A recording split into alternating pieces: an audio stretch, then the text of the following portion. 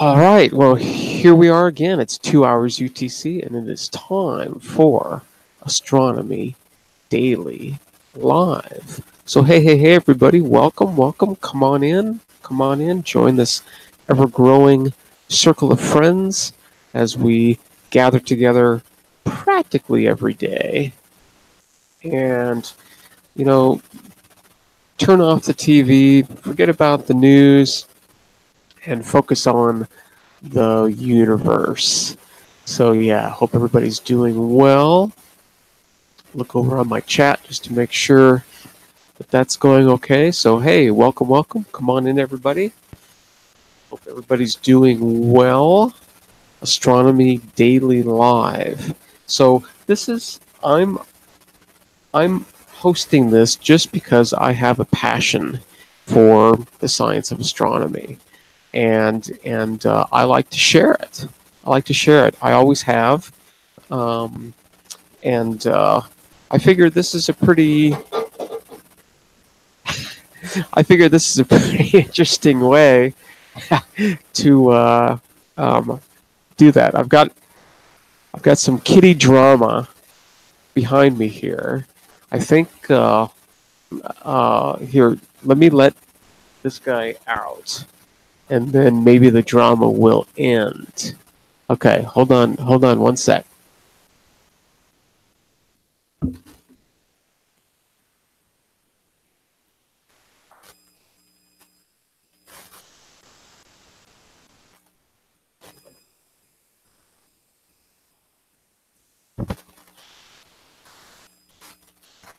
Okay, all right. Well, that's always an interesting and exciting way to start a live stream. So yeah, so hope everybody's doing well. Joining the panel, I just noticed now, is Tom. Hey there, Tom. Hey, Cosmic, how you doing? I'm doing really well. We're getting maybe a little bit of rain here though, so it's not clear. So that makes me feel okay, though, being inside. It's like, well, okay, it's not clear. Can't feel so bad about being here. It's been raining here for 2 days, and it's supposed to rain for another 3. So, oh, wow. Yeah. Stuck inside. Yep. So I have a, I was brought a gift. I now have a French press coffee maker. So, cheers to that. It's different than the other for sure. So, kind of interesting how just a little bit a different kind of preparation, and it's not, of course, totally different, but yeah, it's different enough. So anyway, well, very cool. Yeah, so hope everybody's doing well out there. Let's see. I was just over at archive.org and noticed that the first paper on the list, the first one, was the paper about the exomoon, and wow, it's 98 pages long. It's 98 pages long. So yeah, pretty extensive amount of work. I think I posted a link to it over on the Discord, if I remember right. So yeah, that's going to take a little bit of time to digest, for sure. But yeah, some pretty interesting work there. I'm not going to get into all of it because there's just too much. It's way too much. And Bobby mentioned that he was going to come in a little bit later. Oh, maybe that's him. Oh, it is. Wow. What amazing timing. Hey, Cosmic!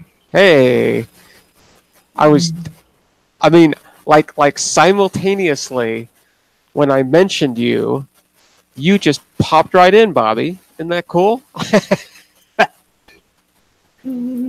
That's amazing.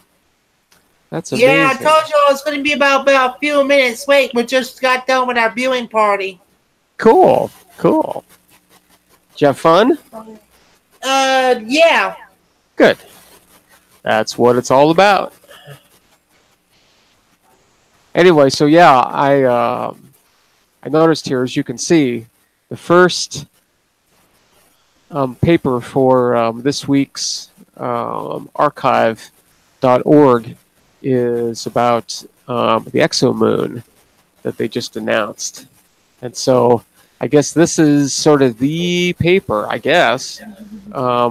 At least it's one of them. There's another exomoon paper down here that talks about Earth-like exomoon. You did get my message on Discord that was going to be about a few minutes late, right? I did. I just, I mean, we humans make all kinds of assumptions and things. It's like, oh, okay, well, he'll probably be, half an hour late or something like that. But no, you were a mere 4 minutes late. So pretty good. Pretty good. So yeah, I think this is a huge paper. I mean, 98 pages long, right? That's a big paper, but they've apparently put a lot of work into this and think they have something, right? So they say here, I that watched they're that video too, day before yesterday as well. the video. I don't think I saw that. Yeah, I think Uncle Bill mentioned to me on Discord. Okay, yeah, I guess I need to take a look at that. Need to do that. Yeah. So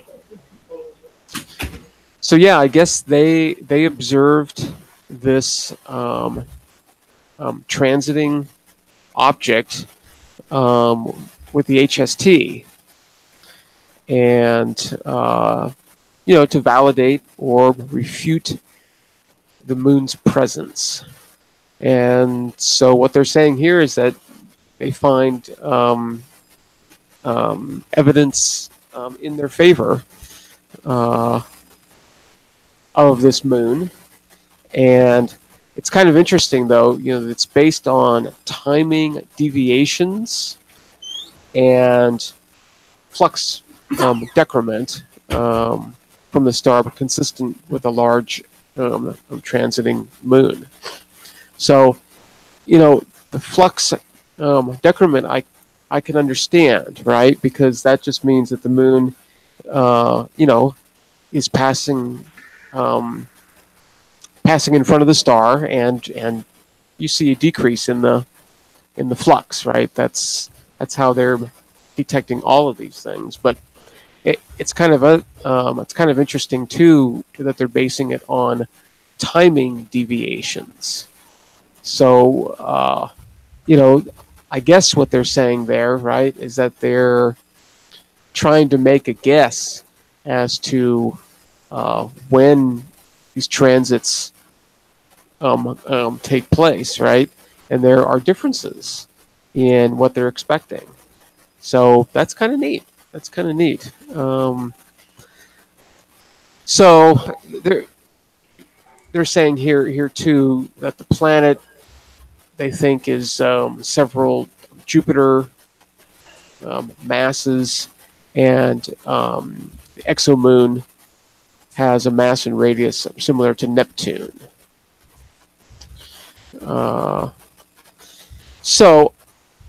And they're exactly right. They are asking the community to take a look at this thing. And in fact, they actually make a prediction as to when they're next going to sort of be able to see it. I think it's happening like in 2019, if I remember right. But yeah, this is, an absolutely massive paper. So, there's no way that we're going to go through all of this at all. But for sure, take a look. It's, if nothing else, I think it's extremely thorough. So, they might be completely wrong, but they seem to really cover a lot. So, pretty interesting and pretty cool that, we're sort of, now able to achieve the sensitivity we need to see, smaller and smaller objects. Now, I guess, and maybe somebody in the panel or somebody in the chat can confirm this or not. We've been able to see transiting Neptunes. Is that true?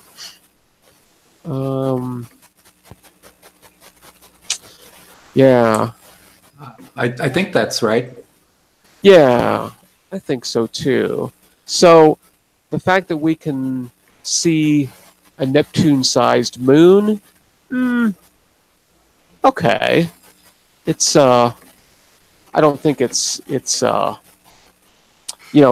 in terms of detecting an object, that's probably not a big deal. But it's pretty interesting that it's a moon.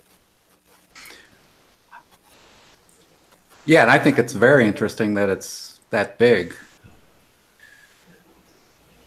Yeah. I find it surprising whenever they announced that exomoon candidate. Yeah. I this is the first one. So and these guys seem pretty confident, and as I said, they've laid out a extremely thorough argument, and but yeah, they're saying the planet is really, really big. So I think having a Neptune-sized moon isn't too surprising there, but pretty cool though. Pretty cool. Anyway, so yeah, definitely check that out for more details. Now, what I noticed over here is that Tom had posted something. 4 things we know about Saturn. Huh. Oh, and you posted something earlier too that I didn't even notice until now. So. Yeah, it's the exoplanets they've found, and it's in a chart that's kind of strange. I think it's the inside is the most Earth-like, and it moves outwards to the least. But if you mouse over each of the little pixels there, it'll tell you the name and the distance and some number that says how Earth-like it is or something like that. Huh. Okay. Let me. Okay. Is this it? Oh yeah. Okay. It's just taking its time to load. Okay. Right. So. Yeah. I find trying to represent data to be a really interesting challenge, and that's why I sort of moved into the art form because that's what I try to think about. It's like I've got this data. How do I show it off in a interesting way or a useful way? And so this is pretty clever, pretty interesting. So yeah. So the more like blue it is, the more similar it is to Earth. And the more red it is, the less similar to Earth. And then, of course, the size of the dots, I guess, is sort of the relative size of the planet itself. And, I'm not exactly sure why they showed it this way with sort of all the blues in the middle, and then is that like a distance? No, it's not a distance. Or maybe it is. No. No, I think it's most Earth-like, and then going outwards, it's less and less Earth-like. Yeah, but why? But I don't know why they did the distances the way they did them. Why would they distribute it that way? Yeah, that's why I said it was a bit confusing. Yeah, it is. I mean, it's pretty neat looking though, right? And is this really like 3,000 dots? Are we looking at that many? I guess. Yeah. Pretty cool. There seem to be a couple here that are more yellowy in size. And, Mercury and Mars. Oh, okay. So they have a couple of our planets in here too. Interesting. Okay. So those two yellow ones down here are Mercury and Mars. And they're right in a sea of blue. That's what I'm not too sure about.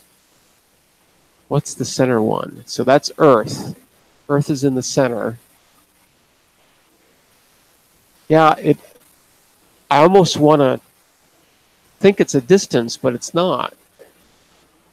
No, see, that goes back to 4, and then 10, and then 3. I don't think there's any star that close.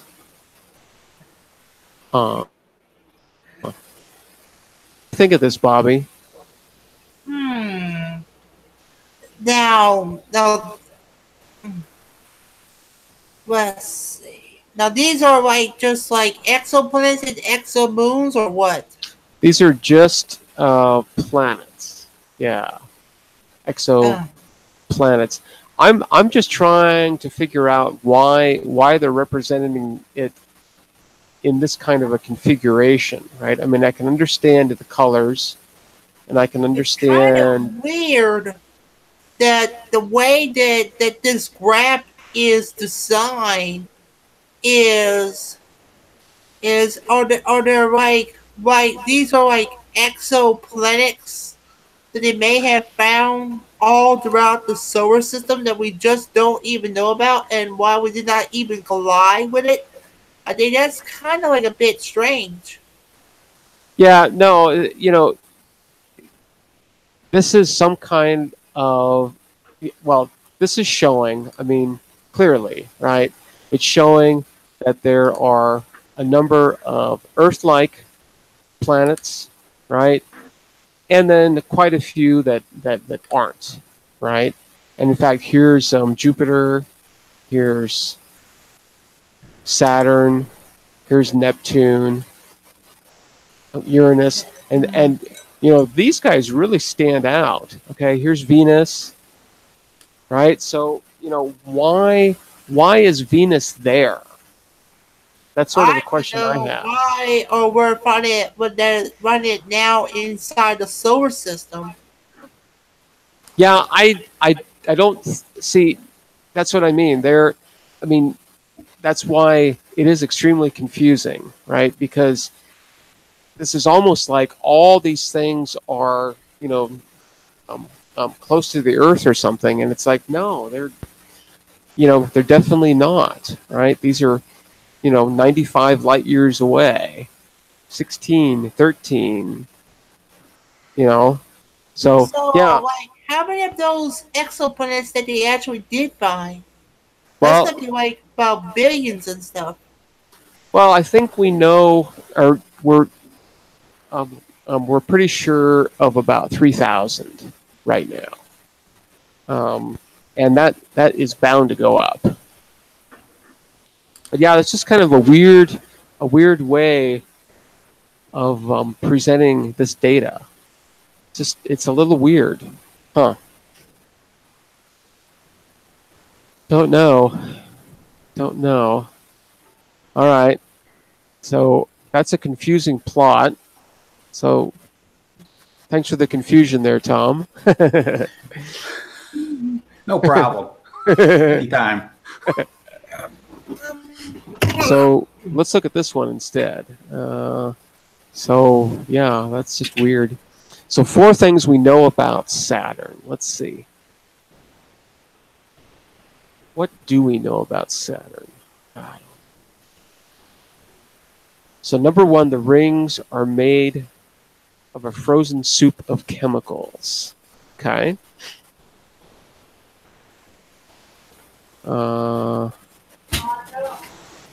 So ammonia, organic compounds, just all kinds of stuff. Absolutely. So more than a rain, it's a downpour. Oh, okay. Now that I don't think that I was aware of that. That there is actual material falling from the rings, and then getting into Saturn. Wow, didn't know that one. That seems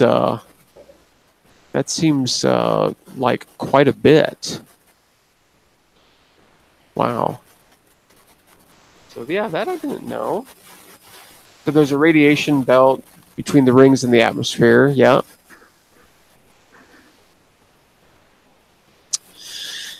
Yeah, very cool. They kind of hard to see these. Nope, doesn't. Yeah. Well, that's for sure.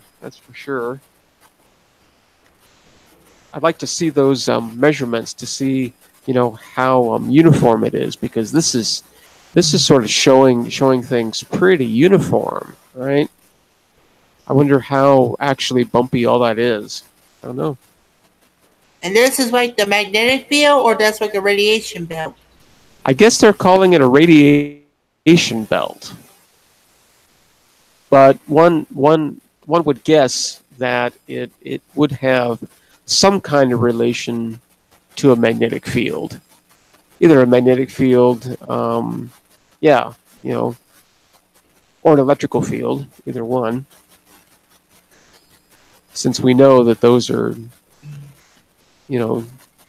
both very, very related, right? I mean, if you have a magnetic field, you have an electrical field as well. And number 4, like on Earth, auroras can produce radio emissions. Cool. I wonder if we can see those from Earth. Low frequency, 10 kilohertz to 20 kilohertz. Wow. Neat.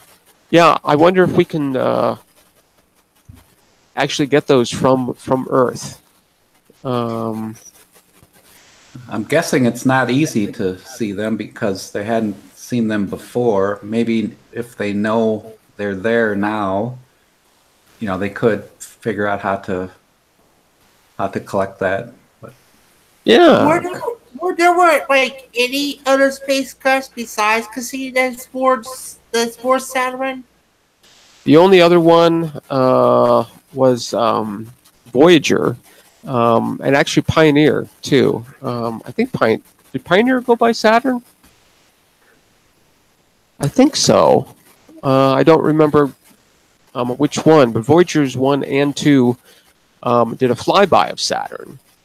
Back in, I want to say Voyager, what? That was around 80, 81, 83, 85? I don't remember exactly. Something. But yeah, Cassini is, I believe, the first orbiter that was around Saturn. And that was a great, nice, long run, right? That was like 14 years or so. I mean, we've got lifetimes and lifetimes worth of data there. Huge amount of data. So cool. Yeah, yeah. And I know that the auroras have been observed on Saturn. But at least the only ones that I'm sort of aware of are the ones observed by the HST, which I think were seen in the ultraviolet. So, yeah, there's emission in the ultraviolet, and there's emission in the radio. Interesting. I've never heard of anyone catching a visible wavelength aurora on Saturn or Jupiter or any of those guys. Has anybody ever heard of that? Visible? I don't think so. Not that I'm aware of. Yeah, cool. Very, very cool. I guess I didn't know about this this material falling from the rings onto the planet. Huh. Pretty cool. Pretty cool. All right, I'm going to check the chat really quick because I have not been paying attention to the chat whatsoever. So, Atta, hey there, nice to see you. Tom's in the chat too. Bob Dog, hey. Uncle Bill. Oh, man, I forgot about the launch. Thanks, Uncle Bill. Yeah, I was looking at about the SailCom and stuff. It's an interesting satellite, but it's going to be at the L band as well at 1.275 gigahertz. Cool. Well, with a full polometric synthetic aperture radar, each weighing about 3.5 thousand pounds. And their main purpose will be for monitoring the mitigation of natural disaster effects. Cool. Yeah. Nice. So I think probably still the most exciting thing about these SpaceX launches, besides getting a satellite up there. I cannot believe they were supposed to be planned in 2010 and 2011, but I cannot believe they're launching like just 1A now, and then 1B somewhere in 2019. And they will be launched on Falcon 9 rockets, together with additional secondary payloads.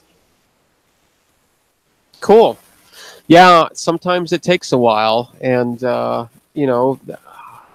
knows? They had some kind of problem with the satellite, and they had to re-engineer things, or they had problems with the launch providers. Who knows? But I think probably, as I said, beside getting the satellite deployed, the most exciting thing with these rockets these days is the first stage landing.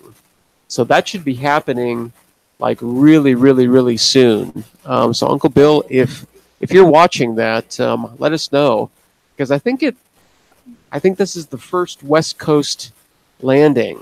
And I cannot believe that it's got a SIASGE by the Italians and stuff that's using the X-band around 9.6 gigahertz, using Cosmo Sideband satellites from the Italian Space Agency. Sweet. Nice. Yeah, they, many. So, like the Italians one time visited Argentina concerning about that. Interesting. Interesting. Let's see. I'm going to go back to me really quick here. Whoop, I need to do that. I need to stop sharing like that. There we go. All right. So, well, very, very cool. So, yeah. Let's see. So, yeah, I didn't really see anything else that really popped out over on the archive.org site today. But, the exomoon, pretty cool. Pretty cool. And, okay, so the first stage landing was successful. Very cool. Yay. I think they're still trying to catch those fairings, which, yeah, that's definitely got to be a challenge. Definitely. Definitely, for sure. I hope it's not gonna be like a snafu like they did at the Parker Spool. No. Hopefully not. Hopefully not. So, yeah, it looks like so far so good on that launch. So, yeah, if it was, and, I thought about this, but I didn't actually know how I would carry it off. But if it would have been clear here, I probably would have at least wanted to, run up onto my roof and see if I could see anything at all. Because from my location, theoretically, I should be able to see launches from Vandenberg. I mean, they'll be really, really, really Where are low. they actually launching it at anyway? I know it's a West Coast tape, but we're at in the West Coast. Vandenberg, right on the West Coast. They can launch there. I think primarily if they're doing polar orbit kind of stuff. Like California, Alaska, I don't know where Vandenberg's at. Oh, Southern California. Yeah, Mid California. SoCal. Yeah. I guess Mid California, right? Yeah. And then they usually shoot almost due south, which goes right over water. So they're relatively safe there. Cheers. Oh wow, I'm getting low. Look at that. Uh-oh. Hydrogen dioxide. HOH all the way. Absolutely. I don't even have to. You don't even have to tell me, or I don't even have to ask you. Well, H2O should be, taken on those rare occasions when special occasions, right? HOH is the hard worker. South of Los Angeles, if he recalls. South of LA? Oh, okay. I thought, yeah, Uncle Bill, you might be right. I thought it was more, I guess it can't be north of LA. I don't remember exactly. Somewhere down there, but they do launch over water. So, they have to make sure that, they don't do what the Chinese do and launch over land. And cause a lot of crap, too. Well, I mean, it's pretty... I mean, I wouldn't call it funny, but the Chinese launch these rockets, and the first stages, they come down, and they smash into houses, and they smash into, and there's like all this toxic fuel. And I'm wondering if the Chinese government if the Chinese people are actually suing the Chinese government as a result. There probably is no recourse at all. Probably. just no freaking love, none whatsoever. Nothing. Yeah, yeah. So, you know, they can lob their rockets and destroy houses and all that stuff, and it's well, it's definitely a different world. But yeah, wow, don't be in the path of those things. But yeah, pretty Not amazing. kind of stupid away, like they're not thinking about safety by the other parts of the world. Yeah, let's you know what?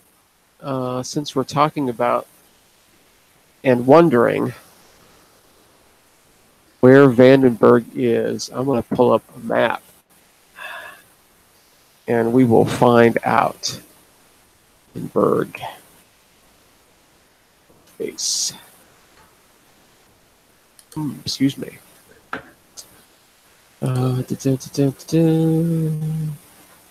Vandenberg Air Force Base, California. I'm going to zoom out. Okay, so now let me share my screen. So that I've got it here. That is the first ever West Coast launch, or there's others? No, SpaceX has launched several from the West Coast now. What sort of makes this one stand out is that this is the first time that they landed a first stage on the West Coast. Okay, so there's Vandenberg. Okay, and there's San Marino. Oh, I just saw Los Angeles or something. Yeah, there's LA. Here's Vandenberg, right? And they launch right over the water, like that. So, okay. So it's about maybe like just like about a few minutes drive to Los Angeles and stuff. We're from Los Angeles, one of the two, if you want to call it that way.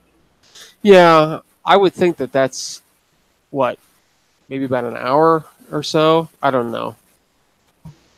I'm not sure what the scale is here, but yeah, I would think that would be at least an hour northwest of LA. But yeah, living in LA now, you get to see all these launches, right? And that's got to be spectacular. See, now I'm way over here, right? I'm way over here. Way down. And so when they have a launch that is going south, right? By the time it gets up pretty high, it's almost due west of me, right? I'd like to know how far are you from Mesa or Scottsdale? Well, here's Phoenix, which is that comprises Scottsdale and Mesa, Tempe, Glendale. There's a bunch of them there. So it's like in Phoenix. Yeah. Phoenix, of course, is its own city, also, but you have all the attached cities. So yeah, I'm about it's probably about a 4-hour drive. So yeah, if this is a 4-hour drive, 3.5, 4 hours or so, then actually this has got to be at least a couple I think hours. Uncle Bill's got something about in the chat about China. Oh, he does. Let's see. Well, yeah. You need to have like an ocean or something like that is also around as well on the east side. Well, they have the China Sea, but that is between China and Japan. So yeah, they almost always, I think, have to launch over some kind of land. Just imagine using the China Sea as a dump. Yeah, that's probably true. Anyway, so that's where they're launching out of. And like I said, that I'm pretty sure that there is going to be an occasion for me to be able to see these launches from time to time. But alas, tonight, it's cloudy, so wouldn't be able to see it. Not through the clouds, not through the clouds. But yeah, it looks like it was a successful launch and a successful first stage landing. Now they have to, see if they can grab the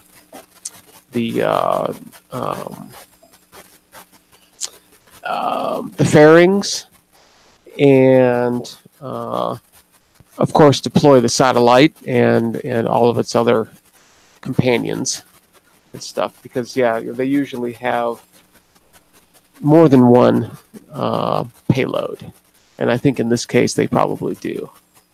It's my guess, at least. So cool. Well, I'm glad that went off without a hitch. I'm glad there was a good landing. Looking forward to seeing that. I think some of the most inexpensive SDRs and tabletop receivers can only go like all the way up to the L band. But if you want to go like further on, like higher than 2 gigahertz, you might want to like go like big bukus of money and stuff so you can get those things and stuff. Yeah, is that where like a lot of the satellites they transmit above 2 gigs? Yeah, like the KU, the X, the so anything above the L is, I think you need to like have some other ways and means to get those whatchamacallits and stuff. Yeah, gotcha. Cool. Hey, you know what we haven't done in a while, and I think I'm going to do it today, and that is a constellation of the day. So let's do that. I need to do this. I need to get my constellation list. Constellation list. There it is. I'm going to make this really big. So let's see. And then I'm going to set up random.org as well. What's that, Bobby? We're ahead of the game. Ahead of the game? Yeah. How's that? I mean, like, we're about 45 minutes into live stream, and they're not ready to call it a day yet. Heck no. You know, with astronomy and space and stuff, there's always so much. It's just yeah. We could spend hours here every day. I mean, I cut it off because it's like, you know, can't be too crazy. Can only be somewhat crazy. All right, so there's 88 constellations. Most of them are in the south, but some of them are up here. So let's have random.org choose our constellation, and then see, I've got a list here of all the constellations in alphabetical order, right? Here we are. All right, here we go. Bam. Number 21. Number 21. Cetus. Cetus the whale. So that's a relatively big constellation and only one really bright star. Northern Hemisphere? Northern Hemisphere.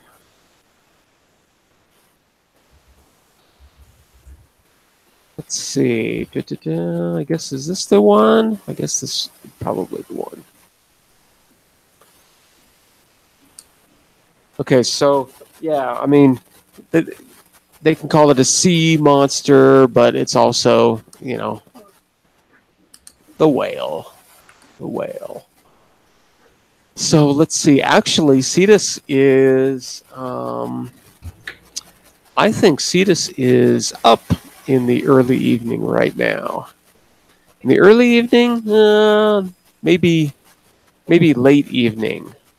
Right, I'm sort of looking here at the right ascension, and it starts at 0 hours and goes to about 3.5 way over there. And I think I'm trying to think right now. The probably the right ascension of the meridian when it gets dark right now is it's pretty close to 0 hours. But it is mostly south of the celestial equator, right? Here's a declination of 0 degrees. Uncle Bill is right there too. Uncle Bill is already on it. Wow. Yeah, right. It's like up on top of him if he was able to look at it through a telescope and stuff. Yeah. Well, it's yeah. I mean, it's. I think from anybody in the United States, it's still going to be to our south for sure because of the declination, right? And our latitude. Combination of those two things. But so let's see. So it's south of Pisces and sort of north of Fornax and Sculptor, which are definitely sort of southern hemisphere constellations. Not exactly, but getting pretty south. But yeah, this one of course is entirely visible from the north and the south, really. Being near the celestial equator really helps with that. So cool. All right. Well, let's see. Where do we want to go with this? As I said, I guess there's a couple of bright stars. There's Menkar, which is alpha, and then beta is this Deneb Kaitos. So that's pretty cool. Usually, the names of these stars, most stars, and I guess I can say most stars, almost every star has got multiple names, right? So one of the names of this star is Menkar. Another name is Alpha Ceti. It probably also has a number. I'm not exactly sure if it's every. Yeah, I'm not sure how the numbering goes in terms of how faint, but the number of the star usually follows the right ascension. So number 1 is going to be over here, and I'm sort of I don't know if that's a 1 or if that's an L. I'm not exactly sure. No, there's another 1 there. I'm not quite sure. Anyway, so yeah, most stars have at least 2 or 3 different names. And yeah, you just sort of have to get to know them all. And of course Myra, which is a well-known variable star. Yeah, we should definitely check into that for sure. Big constellation too, really big, right? I mean, 3.5 hours of right ascension.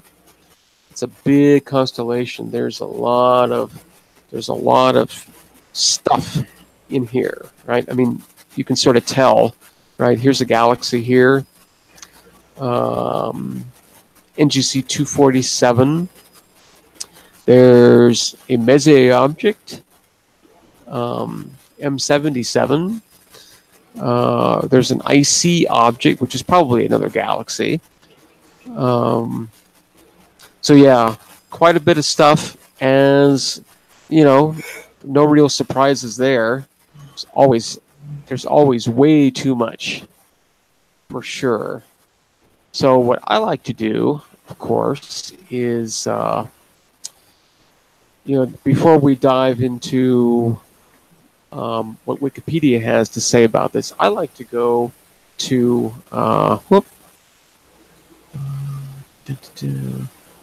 let's see, did we do that? There we go. I like to go to my Burnham's Celestial Handbook, see what they have to say about this constellation. And I think Cetus, Burnham's Celestial Handbook is in 3 volumes, and they're ordered alphabetically. I think Cetus is in the second volume. I'm gonna look.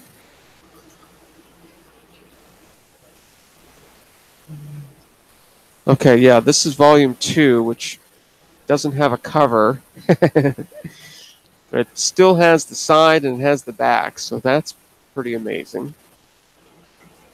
Let's see. Oh, nope, I was wrong.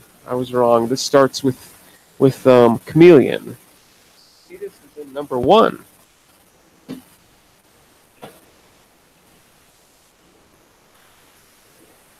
All right, number 1 book. Still have to fix the cover. I've got it though. So yeah, there's the inside, and this is still here, and the back is still there. So let's look at Cetus. Here we go. Okay.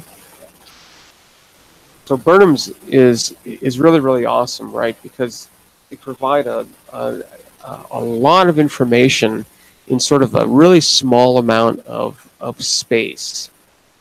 And what they do first is they list all the known multiple stars. So, most of these are binary stars, but sometimes, there are 3 or 4, whatever, right? So here we've got page 1, page 2 and 3, and page 4, and then a little tiny bit more up here. So those are just the binary stars, right? Just the binary stars. So you could spend, an easy,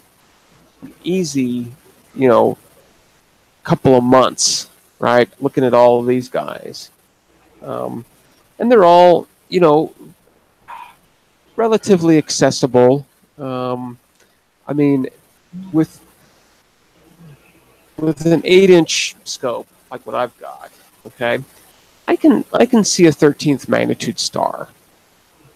So pretty much, I'm sort of looking at the magnitudes here of the different components, and yeah, most of these are 7th magnitude, 8th magnitude,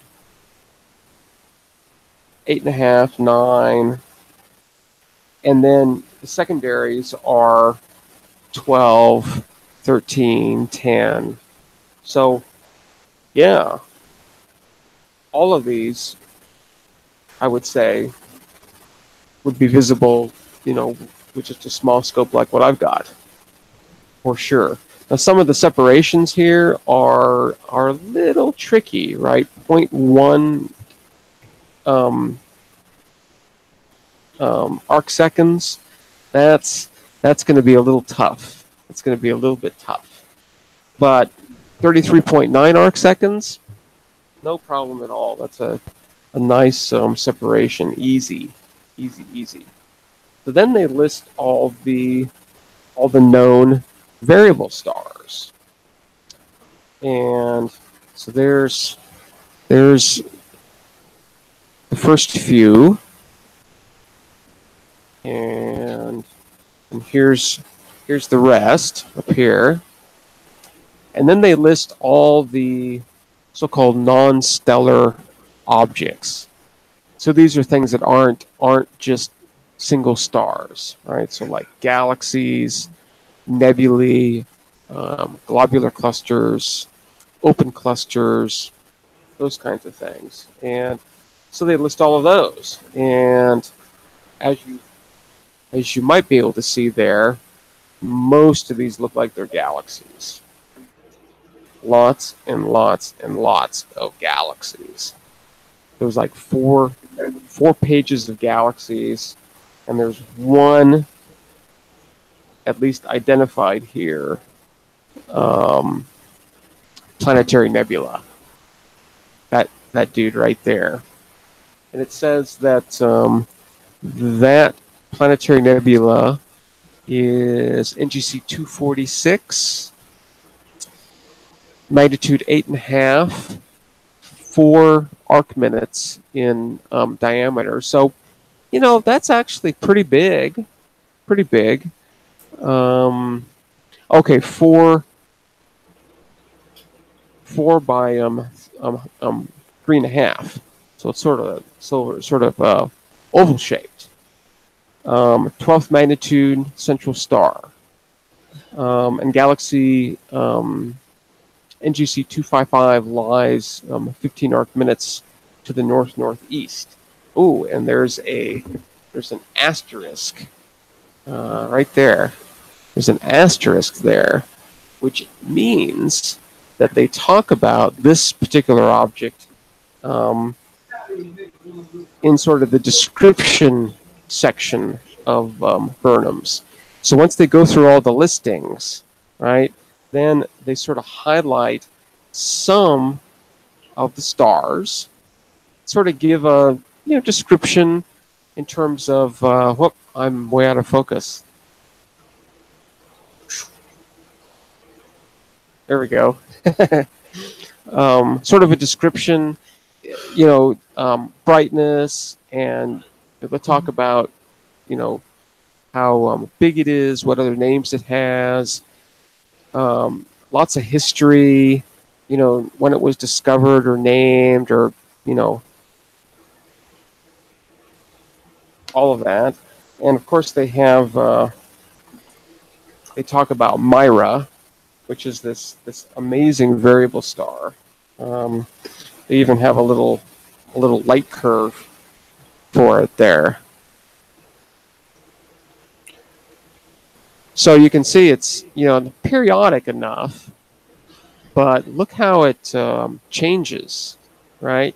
Sometimes it gets really bright, and sometimes the brightest thing isn't as bright. So yeah, kind of interesting. And they actually have a picture here of when Myra is at its minimum. So that one there, and when it's at its maximum.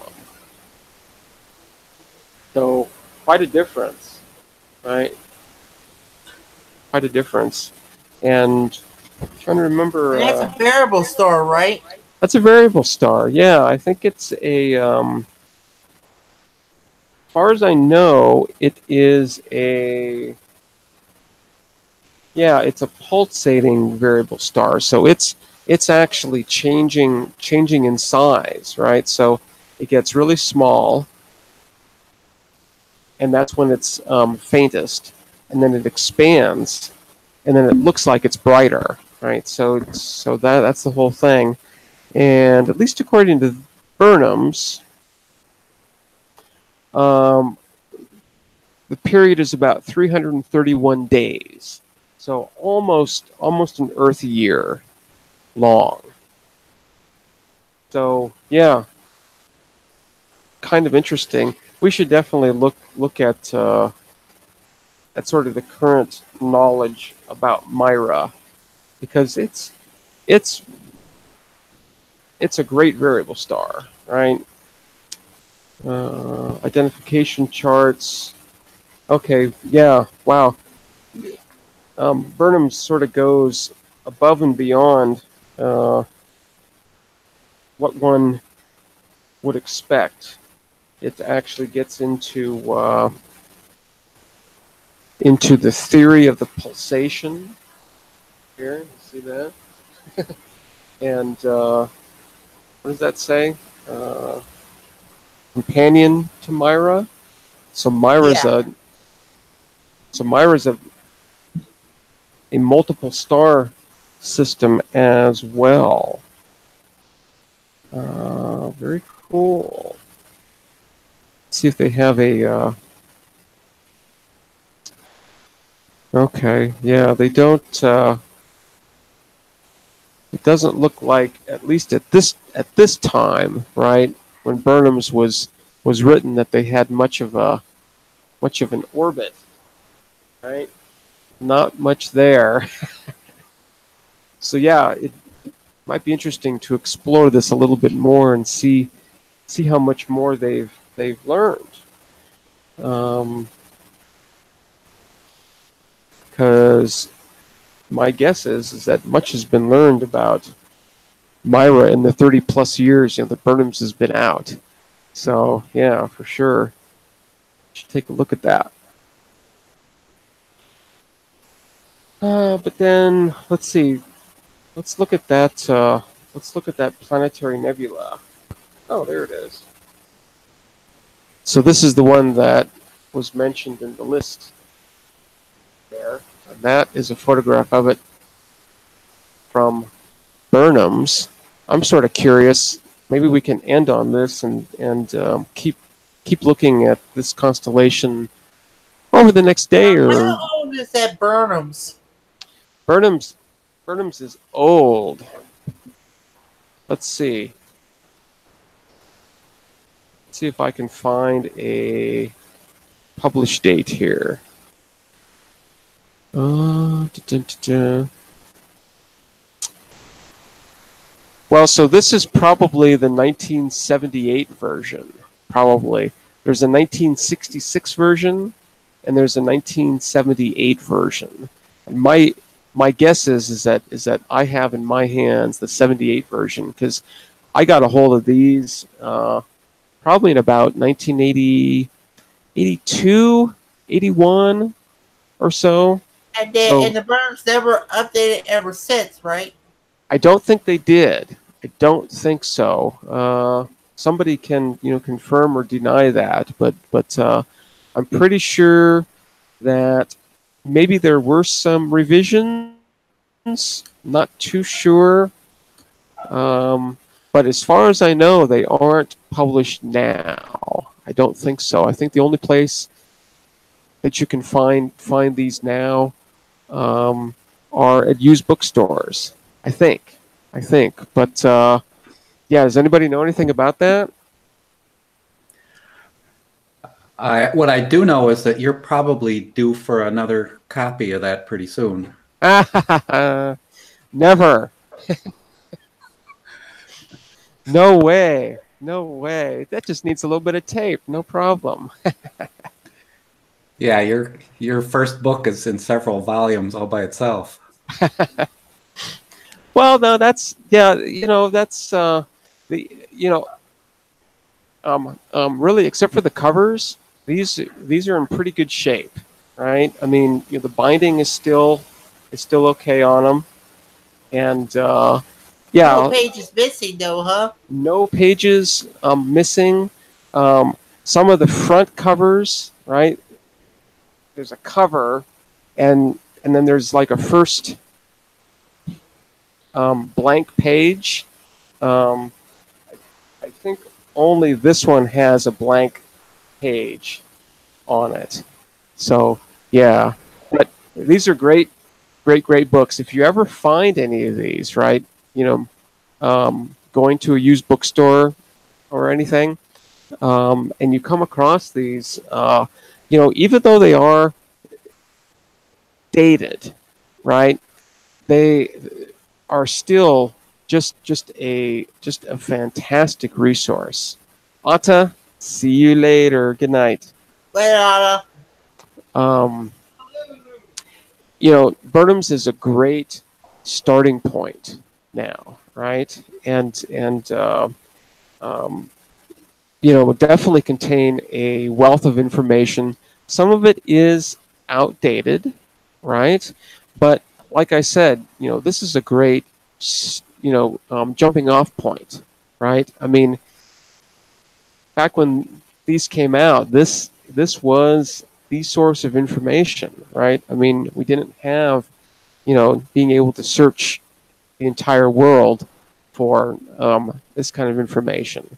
So this is all we had at the moment. And like I said, this is a really, really, really great start, right? You can start here, by actually having something in your hand, and then you can do exactly what we're going to do, right? We find out a couple of things, and then it's like, well, let's dive a little bit more. So yeah, let's look at Myra tomorrow for sure, because Myra's a fantastic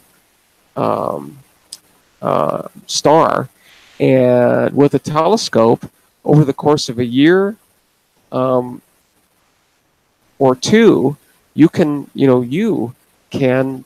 make observations of the dimming and the brightening of this star, and it's pretty cool, right? I mean, it's pretty cool to be able to see things happening, because sometimes the time scales are such that it's really, really hard. But with Myra, over the course of a few months, right, you can see that the brightness changes, and that's pretty cool, right? Pretty cool. All right. Well, as I said, I noticed the time here, so I think I want to be a little mindful and get out of here for now. There's absolutely no reason to rush this at all, because we're trying to do this every single day. So yeah, I think for now, I think it is time to go. Plus, I'm almost out. Look at that. I've saved the last inch and a half or so for the end. So cheers. And yeah, let's keep looking at Cetus the whale tomorrow, and we'll see how it goes. I mean, it's another one of those really, really big constellations. So there's just tons and tons and tons to learn about and to see.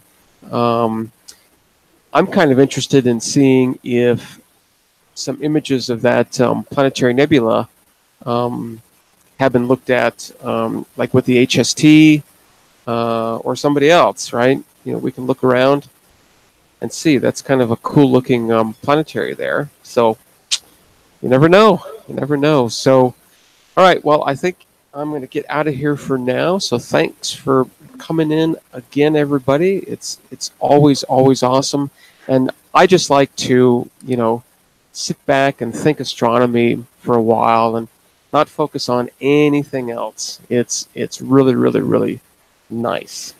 So okay, everybody, I'm going to get out of here for now. Let's see. Yeah. They, they're calling. So I got to get off this planet. All right. All right. Thanks. Yep. Take care, everybody. And I will see you on the spin. See you later. Bye. Later.